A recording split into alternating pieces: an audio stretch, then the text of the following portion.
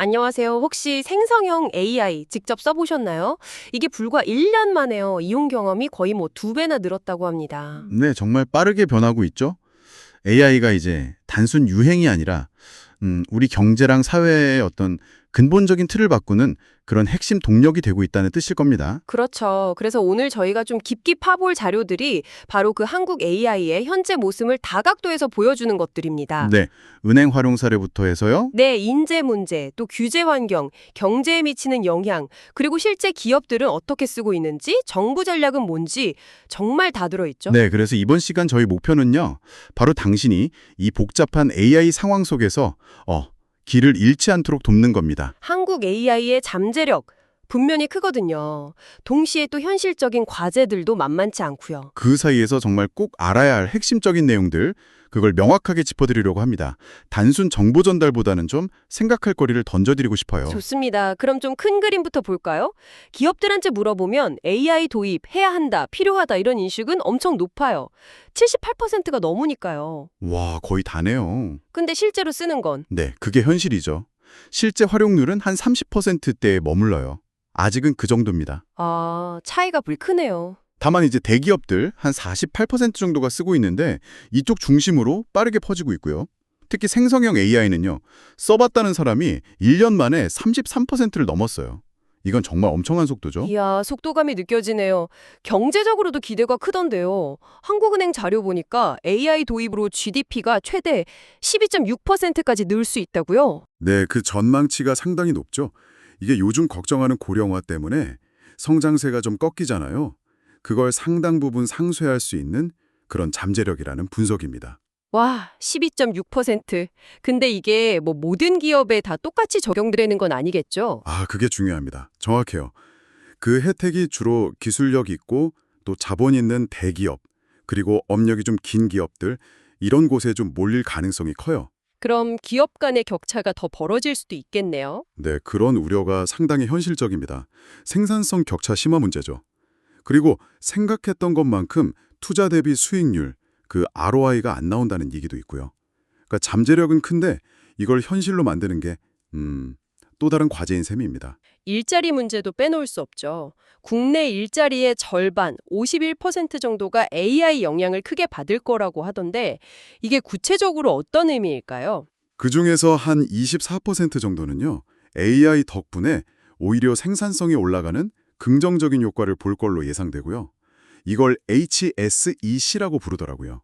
다행이네요. 근데 나머지는? 네, 나머지 한 27%는 일자리가 대체되거나 소득이 줄어들 위험, HLC라고 하는데 여기에 놓일 수 있다는 분석입니다.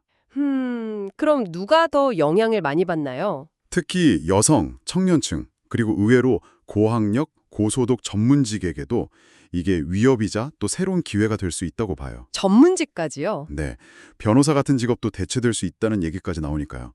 근데 문제는 우리나라 노동시장이 좀 경직적이잖아요. 이런 빠른 변화를 잘 소화할 수 있을지 그게 또 걱정이고요. 역시 뭐니 뭐니 해도 사람 문제가 제일 큰 것 같아요. 기업 10곳 중에 8곳 이상이 AI 인재가 없다고 아우성이잖아요. 맞습니다. 탈습 1.9%가 부족하다고 하니까요. 게다가 해외보다 연봉이 낮으니까 핵심 인력은 자꾸 나가려고 하고. 대학에서 가르치는 거랑 또 현장에서 필요한 거랑 좀 다르다는 지적도 계속 있고요. 네, 인재 부족이 정말 가장 심각한 문제입니다. 이게 병목 현상이에요. 근데 그 외에도 처음에 도입 비용이 많이 들고 그렇죠. 비싸죠. 또 막상 도입하려고 해도 우리 회사에 딱 맞는 활용 분야, 이걸 찾기가 어렵다는 목소리도 커요. AI 아직 안 쓰는 기업들 절반 가까이가 이걸 지적하더라고요. 그렇군요. 뭘 해야 할지 모르는 거네요. 네, 그리고 또 AI 모델을 안정적으로 개발하고 운영하는 체계, MLOps라고 하죠. 이런 인프라 구축하는 것도 어렵고 보안 문제도 있고요. 그래서 파일럿, 시험 삼아 해보는 건 많은데 이걸 전사적으로 확산시키는 데는 좀 더딘 편입니다. 규제 문제도 계속 얘기가 나오죠. 이러다가 한국만 뒤처지는 거 아니냐, 뭐 AI 갈라파고스 이런 경고도 나오고 AI 기본법 맞는다고 한 지도 꽤 됐는데 아직이죠. 네, 기본법 제정이 계속 지연되고 있죠. 미국이나 EU는 벌써 막 움직이고 있는데 좀 비교가 되기도 하고요. 경직된 규제가 혁신을 막을 수 있다는 우려는 계속 있습니다. 그럼 이런 어려움 속에서 정부나 산업계는 가만히 있는 건 아닐 텐데요. 어떤 움직임들이 있나요? 당연히 움직이고 있죠. 정부는 목표를 크게 잡았어요. 한국을 세계 3대 AI 강국, AI G3로 만들겠다. 이걸 목표로 국가 전략을 추진 중입니다. AI G3요? 구체적으로 어떤 내용인가요? 예를 들면 국가 차원에서 대규모 AI 컴퓨팅 자원을 구축하고요. 민간 투자를 65조 원까지 유도하겠다. 이런 목표도 세웠고 또 AI 안전 연구소 만들고 1조 원 규모 성장 펀드도 만들고요. 오, 꽤 규모가 크네요. 네.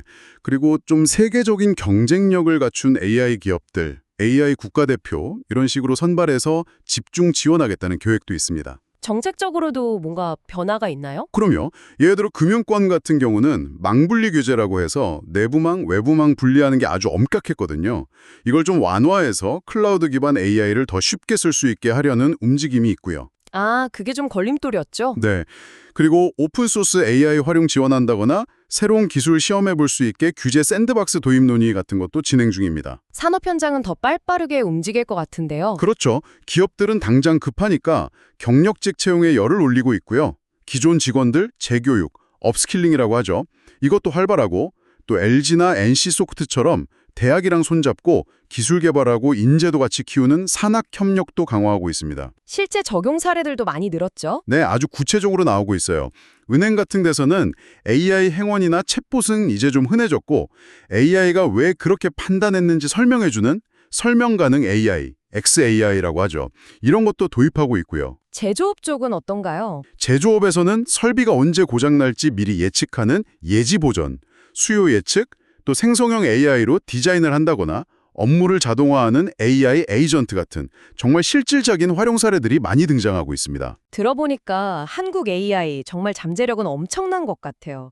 기회의 땅인 건 분명한데 맞습니다. 하지만 동시에 그 잠재력을 온전히 꽃피우려면 풀어야 할 숙제들이 많다는 것도 분명하죠. 인재 문제, 규제 합리화, 그리고 이 기술 발전의 혜택이 좀 골고루 퍼지게 하는 거, 이런 과제들을 잘 해결해야 합니다. 정말 중요한 갈림길에 서 있다는 생각이 드네요. 그렇습니다. 그래서 마지막으로 당신께 한번 질문을 드리고 싶어요. 이 AI 기술 발전 속도가 엄청나잖아요. 근데 또 우리가 마주한 인재 부족, 규제 문제, 시장 경직성 같은 이런 구조적인 과제들도 있고요. 네네. 이걸 다 고려했을 때 한국이 진짜 AI 강국으로 도약하고 그 혜택을 우리 사회 전체가 누리려면 당신은 어떤 부분의 변화가 가장 먼저 그리고 가장 중요하게 이루어져야 한다고 생각하시나요? 정책일까요?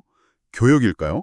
아니면 기업 문화일까요? 한번 깊이 고민해 보시면 좋겠습니다.